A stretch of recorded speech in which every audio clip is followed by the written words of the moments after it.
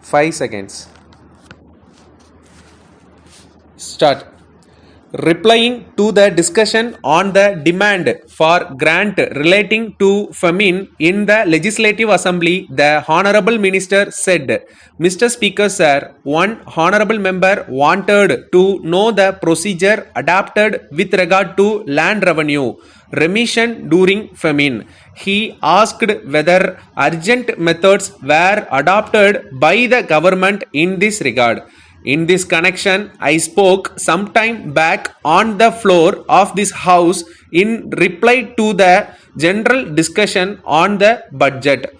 At that time, I said that the collectors of the districts where famine conditions were likely to develop were asked immediately to review the situation, and they did so.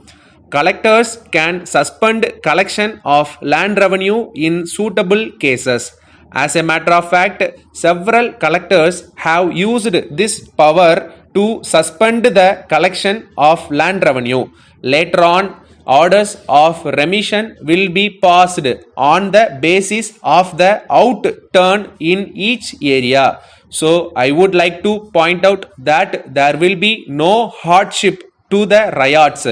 If the poor ryots have to pay the land revenue in the first instance, and if later on remission of land revenue is granted, it will result in hardship to the ryots.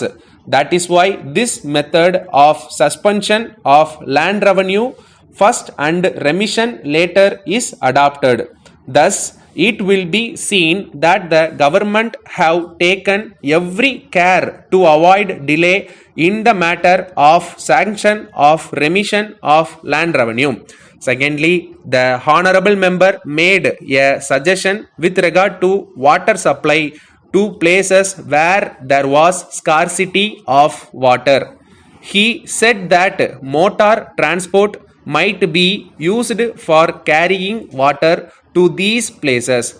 I may tell him that it is one of the steps that has already been taken. The Famine Commissioner has already moved in the matter.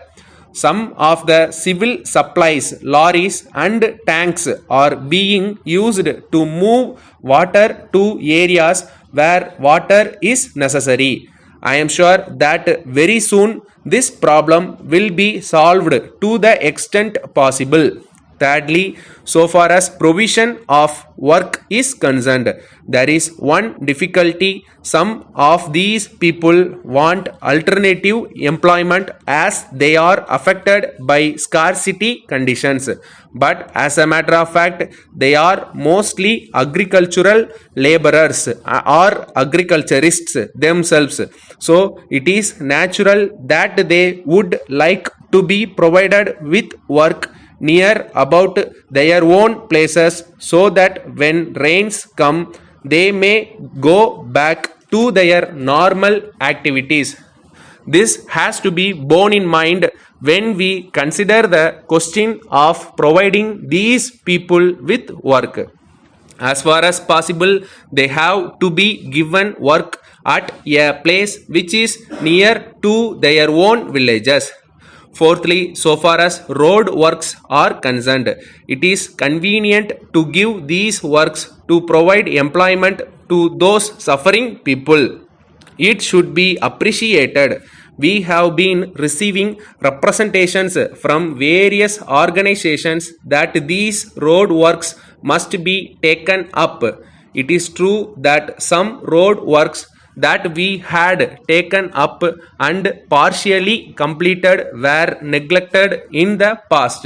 The present policy is this: as far as possible, after a road work is completed, we hand over the road in good condition to the local body concerned for maintenance.